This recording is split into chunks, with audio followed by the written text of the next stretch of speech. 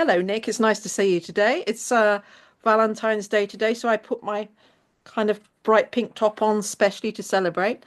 Um, I have a shirt with a nice collar. yeah, you look very smart.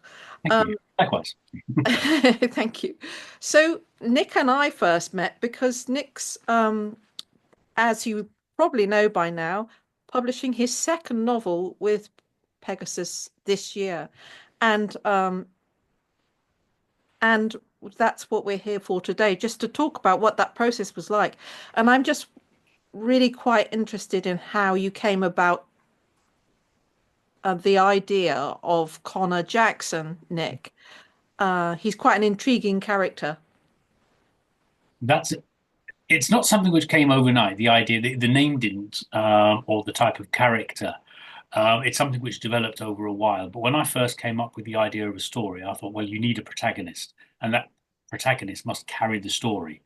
So I thought it has to have an ordinary name, so nothing too flamboyant. So I decided I put lots of names together, and eventually I decided I like Connor Jackson, CJ. It sounds well. And the character himself, some people say, am I Connor Jackson? Hmm. I wondered about that. What I, do you I, think you have I've in never common? drawn 100%. Maybe yes, maybe no. Who knows? Is there one thing, one characteristic that you do share? Some of the life experiences which I've had are portrayed through Connor. Okay, interesting. And I use Connor maybe to express myself because Connor narrates the book basically. And most people who know me have the feeling that I am Connor and I'm narrating the book to them. So that was Ah, pretty much my intention. However, I'm not 100% Connor. He is a fantasy figure and he's not all me because I can't speak to animals. So, no, and you haven't been in an underground land full of moles, have you? yeah. But anyway, it's a you could probably call it a satire, couldn't you, Connor Jackson? It's a And pretty much a mixture of many things. I mean, it's fantasy, it's satire, it's humorous, it's real world. It's difficult to put a specific genre on it. okay. And you would you say it was geared towards the younger person originally, but I would have a sense that quite a lot of adults read it. Um, I would say I always aimed it at young adults and adults. So a book which can be read by many people, a little bit like Charlie and the Chocolate Factory, which was my inspiration, by the way, That's interesting. um, is that it's a book which can be enjoyed by older children, young teenagers, and adults. And that's pretty much what I've done. Most of the people who read my book at the moment are people I know who are adults. Okay. Um, when it comes to school children, I have read my book to school children, so it's definitely readable to them. But I doubt a school child, let's say 8, 9, 10, would pick the book up and read it themselves. Maybe from 14, 15, maybe. Okay. And I'd really like to ask you more about the readers, but I'm trying to keep this relatively short. So, you've just published your second of three books, yeah. So the first one was Conor Jackson and the Memory Thieves, yeah. Okay, great, and that's available on Amazon now, isn't it? And Yeah, it has been since 2019. Yeah, okay, yeah, great. And so the second one that's just come out is Conor Jackson and the Quest for Azoth, isn't it? Yeah. I yes. love the covers. They're wonderful. And Beautiful.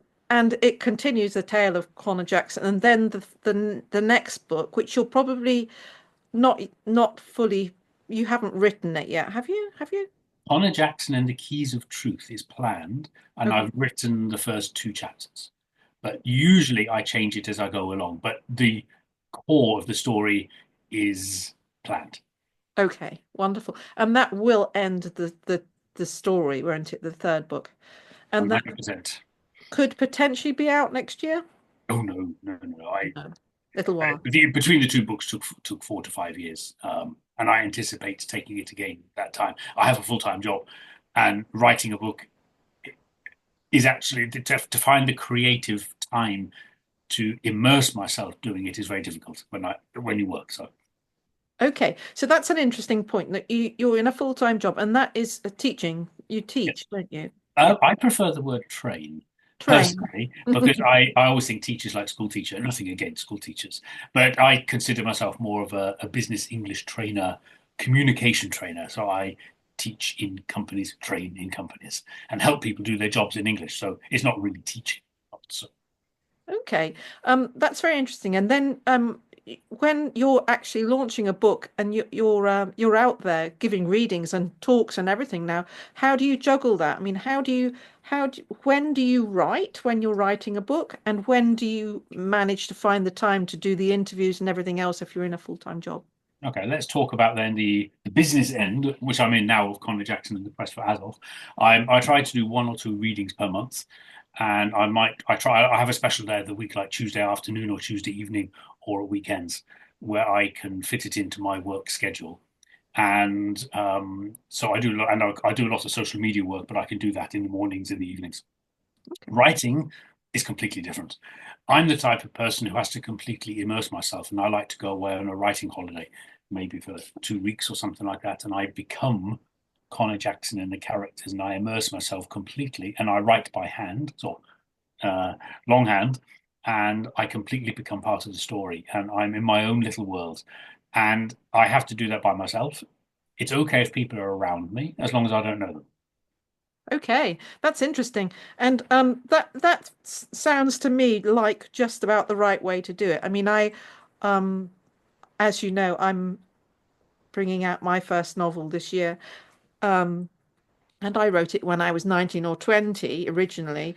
But I do things very, very differently. I first of all, I usually write on a laptop, even if it's outside on under a tree or something. But I love this rather exotic idea of going on location and writing. And you penned your last novel in Thailand, didn't you? Yes, I penned the whole of the story in Thailand. Um, it was completely planned before I went. That's something I can do at home, is the planning. But the writing itself, I can end. There's actually one of the shortest parts of the process for me is actually the writing, as long as it's planned. So I wrote it 100% on location in Thailand, and the second half of the book is in obviously in Thailand. And the street names, the places, they're all real places. Okay, that's really interesting. Okay, so what I'm intrigued by is, I mean, I know you really love being an author, and it's for surprising readers, for surprising reasons, I think, because you particularly like, is it giving readings to in front of an audience? What would you say was the most enthralling kind of part of being an author? You have actually just said it. It's the what I call like the business end. Once the book is published, is actually standing up in front of people and reading. I didn't realize that at the beginning when I published my first book. It's something which developed. But when you really think about it, storytelling is something we've had for thousands of years, going back to sitting around fires and Yeah. village elders telling the stories. And that's the way I look at it. And Mm. there's nothing better than people sitting in front of me and hanging on to every word and smiling and laughing and seeing the facial expressions. It's for me that's the best part. I love that because it isn't isn't life better when we live it in community, and when we've got all the different ages in a community sitting around a fire or in a Mm. library listening to somebody reading, it can really build a sense of community. So I love that. I really love that about the writing process. Um, so I can't think of anything specifically to say now, but I'm wondering if there's anything you want to say to those watching this video. Well, yes, I would actually. But first, thank you very much for um, arranging this interview. Everybody out there who is going to watch, I can only really strongly suggest come with me, join me in my journey with Conor Jackson, and enjoy the weird and wonderful stories. I'm not going to tell you all about the book now, but it's a fantasy story and it is rather funny. There's no violence, there are no swear words, and there's nothing scary. It's a good, traditionally written story, which is actually funny, combines the fantasy world and the real world. It answers stories in your life, for example, what happens to your socks when you put them in the washing machine and you don't get them all back. My book has the answer, won't help you, you'll still lose them.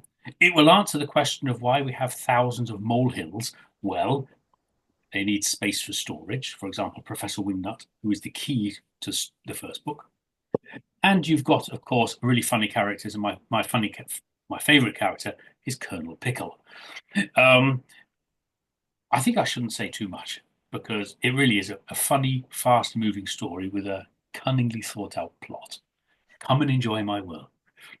Thank you. I really, what I particularly like about it, the novels is it's very visceral. You know, it kind of really draws you in and yeah, it really draws you into that imaginative world where moles really do talk, and there's a kind of like under the cover story going on that you'd never think about on the surface of the planet. So yeah, I would definitely recommend having a read of the Jackson trilogy and watching out for the third novel when it comes out.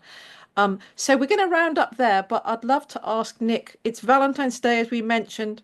What are you and Andrea going to be doing later, do you think? We're going to go to a spa, and I wouldn't necessarily call it swimming, but paddle around in nice warm water and relax. Lovely. I wish you well with that. Thank you very Thank you much. for coming. And thank you very much for the interview, Tonya, and good luck with the publication of your book. Thank you. I'm sure we'll talk about that too. Oh, yes. Okay, all the best.